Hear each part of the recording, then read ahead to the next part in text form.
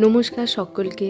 যেমনটা আগের ব্লগে আপনারা দেখেছিলেন যে আমি এসেছি শনিবারে সকালবেলাতে। তো আজ হলো আমার প্রথম আইবুড়ো ভাত আমার যে ভিক্ষা দাদা আছে, জীবন দাদা, তাদের বাড়িতে।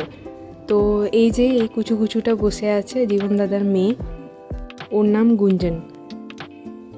আর মোটামুটি এক সপ্তাহ পর আমার বিয়ে আছে। তো এটা আমার এসেই প্রথম আইবুড়ো ভাত ছিল। আর এই যে যেখানে জেঠিমা রান্না গিয়েছে, ওখানে বৌদি দাঁড়িয়ে আছে, মায়ের সাথে কথা বলছে। মা, আমি, বাবা তিনজনই গিয়েছিলাম। আর এই যে খাবার পঞ্চব্যঞ্জন সাজিয়ে একদম খাবার রেডি। এই যে এটা আমার থালা।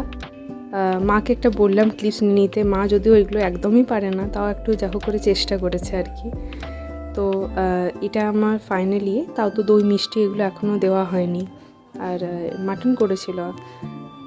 আর বাদ বাকি দেখে তো বোঝা যাচ্ছে কী কী খাবার। এটা ইঁচড়ের তরকারি।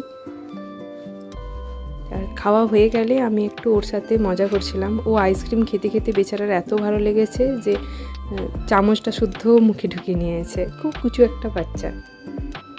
এই ভয়ঙ্কর পিঠভর্তি খাওয়া দাওয়ার পর আমরা বাড়ি ফিরলাম। বাড়ি ফিরেই দেখি আমার একজন বন্ধু, সে পাঠিয়েছে আমার এই বিয়ে উপলক্ষে উপহার একটা 3টে বই।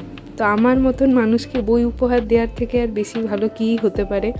তো ও থাকে ব্যাঙ্গালোরে, ওর খুব ইচ্ছে ছিল বিয়েতে আসার, কিন্তু যেহেতু সম্ভব হয়নি সেই জন্য বইটা, এই যে 3টে, মানে যতদূর আমার মনে হচ্ছে এটা 3টে সিরিজ একটাই। তো এই বইগুলো দিয়েছে। মানে সব কিছুই তো প্রকাশ করা যায় না। তো যাই হোক, মাকে আমি দেখে বোঝাচ্ছিলাম আর কি এগুলো কী, কেন দিয়েছে। তো তা করতে করতে সন্ধেও হয়ে গেল। আমি একটু রেস্টও করে নিয়েছিলাম। তারপরে বিকেলে আমার ভাই, আমার কাকুর ছেলে, আর এটা ছোটো কাকিমা আমার এসেছিলো এই জিজ্ঞাসা করতে আর কি। তো কিছুক্ষণ পরে ছোটো কাকুও এলো। আর ওরা আমার পাশেই থাকে আর কি। আমরা সবাই বলেই ছিলাম আমরা জয়েন্ট ফ্যামিলি। তো এখানে সব গল্প গুজব হচ্ছিল। তা করতে করতে ওরা হিসাবের খাতা নিয়েও বসলো। এখানে দুষ্টু কাকু আমার, মানে সেজু কাকু, 3জন মিলে হিসাব করছিল। আমি আর ভাই একটু কথা বলছিলাম। তো ঘর এখন পুরো জমজমাট। এত দূরে দিল্লিতে থেকে বিয়ের ঠিক সত্যি কথা বলতে আমেজটা আসে না। কিছুক্ষণ পর দাদাও এসেছিলো। দাদা ফিরে যাচ্ছিল বাড়িতে, তো মাঝপথে এসেছিলো। একটু বেশিক্ষণ না, 5-10 মিনিটই ছিল। কিন্তু ওখানে এত একা একা থাকি যে 10 দিন আগে অবধি বিয়ের কোনো আমেজে আসছিল না। আর এখানে এসে একদম পুরো ভরা। তখন হিসেব টিসেব শেষ হলো, তখন মোটামুটি প্রায় 10:30 বেজে গেছে।